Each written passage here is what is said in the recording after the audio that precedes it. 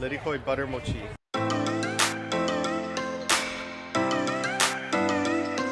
Wow. It's not sticky like mochi. It's kind of like a cake with like mochi texture. With lilikoi sauce inside. It's good.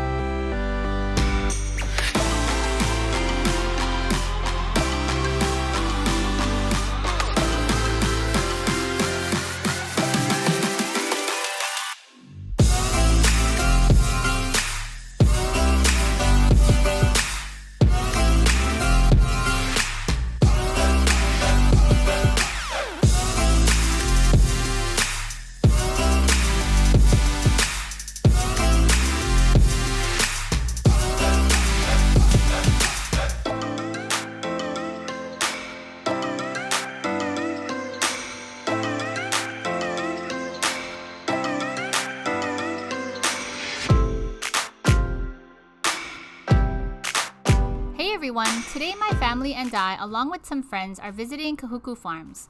Just a short background on this local farm, and according to the Kahuku Farm website, Kahuku Farms was built from the descendants of the Masuda and Fukuyama families going back 3 generations in Hawaii.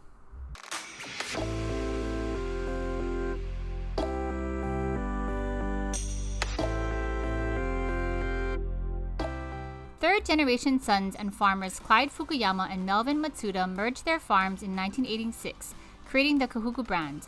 The Kahuku brand is a company that primarily grows and distributes Hawaii wholesale fruits and vegetables. In 2005, Melvin's daughter Kylie returned to the farm and opened a small stand that has evolved into this beautiful North Shore cafe that you'll see today. If you're ever on the North Shore of Oahu, I highly recommend you check out Kahuku Farms for farm-to-table quality food. Alright, so hi everyone. So today we are at Kahuku Farms and we have some special guests that are here with us today. So this is my friend Leslie and her daughters, and this is Lauren. So that's Leslie's sister. Hello. We've been friends since freshman year of high school, and we went to college together, and we lived together in a house for 3 years. And then the rest is history. Do you want to just say, like, how are you affiliated with the farm? So my uncle, my dad's brother, he's part owner of Kahuku Farms. Yeah, Uncle Clyde, and then Uncle Melvin is the Masuda side. Uncle Melvin's daughters do the cafe. So how often do you guys come here? We come at least like 4 times a year. We love the food here. Really good. So they have all kinds of like veggie paninis, they have pizza, they have vegetable soup, salad, a lot of really delicious green smoothies as well. So it's really nice to come out to Kahuku and just to have try all the local food. And they use the produce that they grow here in all their food.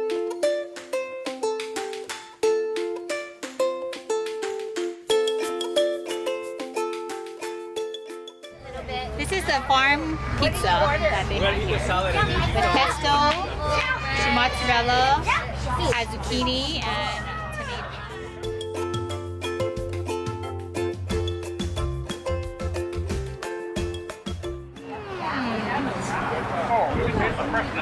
really good. It's very fresh. Yeah, it's very robust. And I like that there was a gluten-free option, which is nice. But it's like an eggplant bruschetta, which is very unique. But it's cool that they grow a lot of their vegetables on the farm. So it's very, very tasty.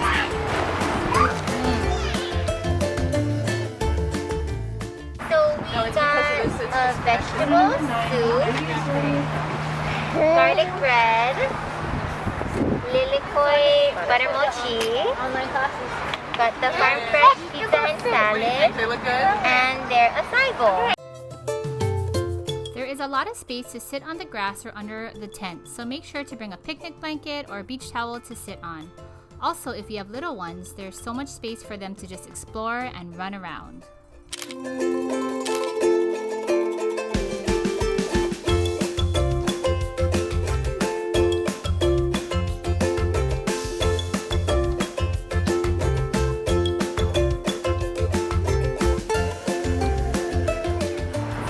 It has caramel in it, but it's delicious.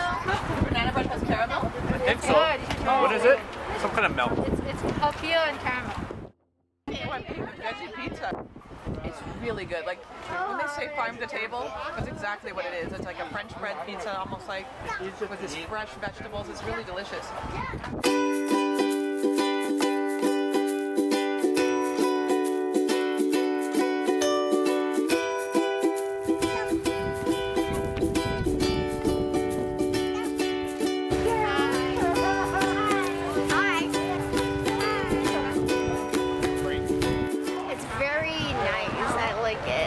I like the pizza, it was really good. And this lemonade's really good.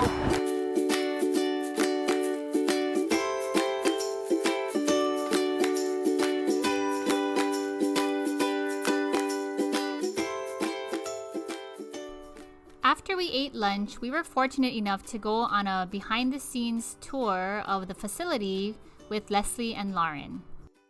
We're at the packing factory or warehouse for Kahuku Farms, where they pack all the produce and get it ready to ship to the grocery stores.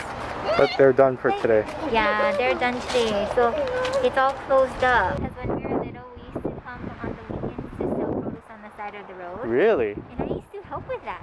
Oh. Like weighing the watermelons and writing the prices on them. But free labor, family love. Yes. Yeah. But it was like a barbecue every weekend, you know? And then after we worked, we would go to Grandma's house and have dinner. Where does she live? Kahuku? Like, Oh, Laie. Yeah. Oh, okay. Well, my name is Judah, and my wife is Clyde's partner's daughter. Out here is where we're growing food for the supermarket. So a lot bigger operation than what we have in the front. And one of the things that we really like to feature on our menu is our lettuce with our salad dressing. So we grow everything hydroponically. So it's a really cool system that doesn't use any electricity. So we're gonna take a walk and check it out.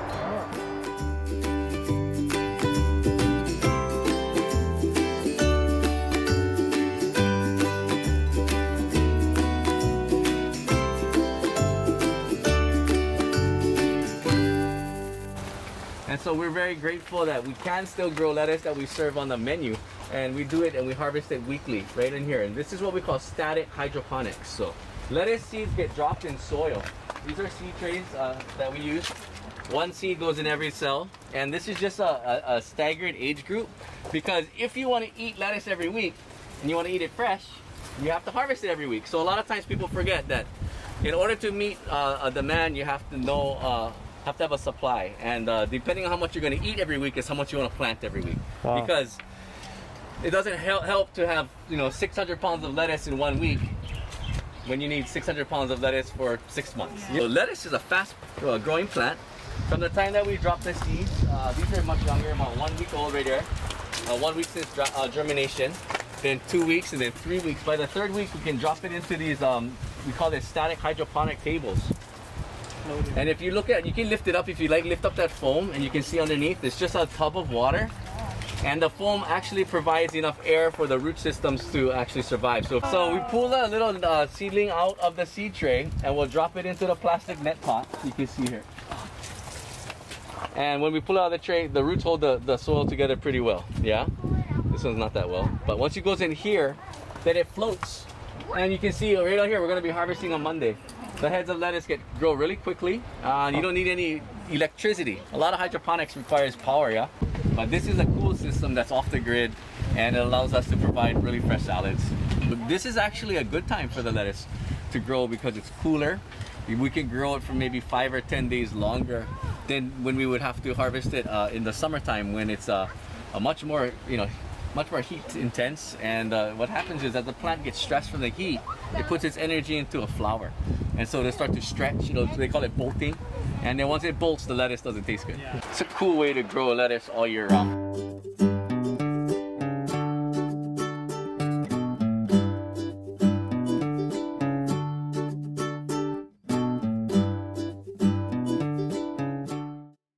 So this is the cacao orchard here on the left. I just planted young seedlings over there. That's 2 lines that we put in earlier, about a year, almost a year ago.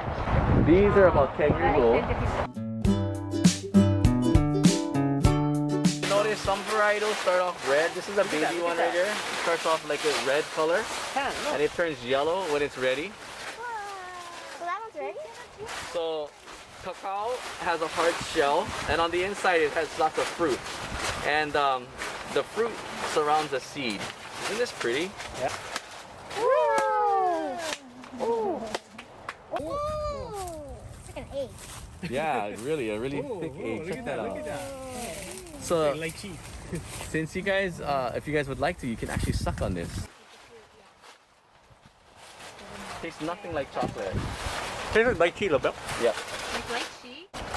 But you know, a lot of people don't know this, but industry standards are really different from artisan standards when it comes to chocolate. Like Hershey Kiss and stuff like that are awesome. They always taste the same. They're sweet, they're creamy. But the reality is, the chocolate industry buys a lot of cacao, dried cacao beans from all over Africa, and they'll just take the dried bean and they'll smash it.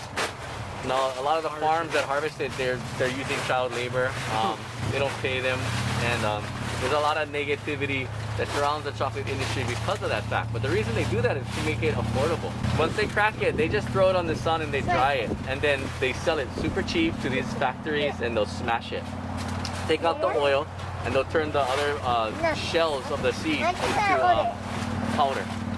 And so the cocoa butter and the cocoa powder is combined with other ingredients like sugar and stabilizers and cream and milk, and that's how they get a flavor that always tastes the same. Artisan style, we don't do that. We crack this, we take that out, we actually ferment, and then after that sugar reacts with all the yeast, the wild yeast, then it gets hot, and then it breaks down some of the acid inside of the nut or the seed, and then we slow dry it. They then get roasted. Then it has to be cracked and peeled until you get the cocoa nib. And that nib, we sell that raw, that's raw cacao, and it's roasted.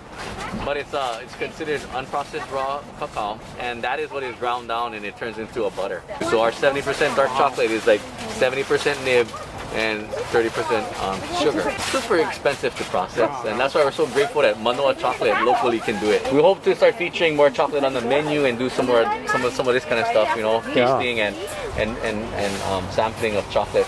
It's really cool to be, behind the scenes at the farm, I think, and just to see where they take care of all the plants. They have a lot of land, which is pretty amazing. Very bitter.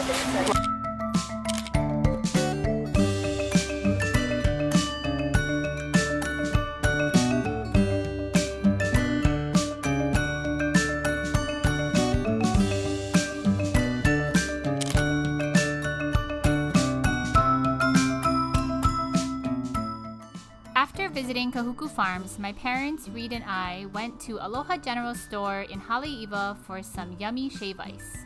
My personal favorite shave ice flavors are strawberry cream, lihimoe, and lychee. With ice cream, that is the best.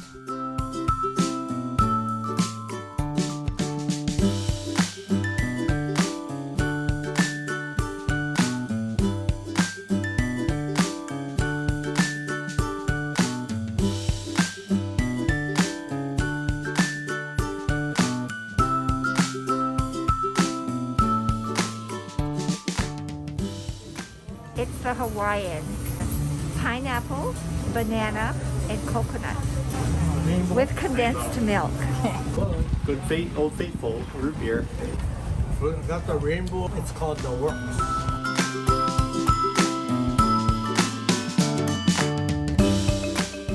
So what did you think of Kahuku Farms? That was the first time we've been to the behind the scenes tour of the farm. That was good. Judah, he was awesome. I think too, it makes you appreciate where you get your vegetables from, right? And makes you The work appreciate. that goes into it. Yeah, makes you appreciate the work that goes into it for sure. Yes. I learned that they have to plant the seeds today for the lettuce for 6 weeks harvest, or harvest 6 weeks from now. So you are definitely digging your well before you're thirsty. I learned that you know, they really try to do a good job. The hydroponics was really great, you know. I know I have a cousin in Hilo who also does hydroponics, and it's a huge, it's a bigger facility that they have, and it's right, and they live right next to it. You know? So I know how hard. She gets up at 3:30 in the morning. When you go to a local farm, the food that you get from the market is not just magically there, you know. It takes a lot of work. People, a lot of hands that put something from the ground to the market, so you can just buy it, put it in your package, and go home. So, yeah, we gotta appreciate all the people used to produce all these produce that we kind of take for granted. And thanks to Leslie and Lauren and the Fukuyamas for allowing us to see the farm today and to see the behind the scenes, and we just really enjoyed trying all the food there. Sorry. Are you joking? Oh, choked up. We're gonna end the video here. So thank you again for watching, and we'll see you guys in the next one.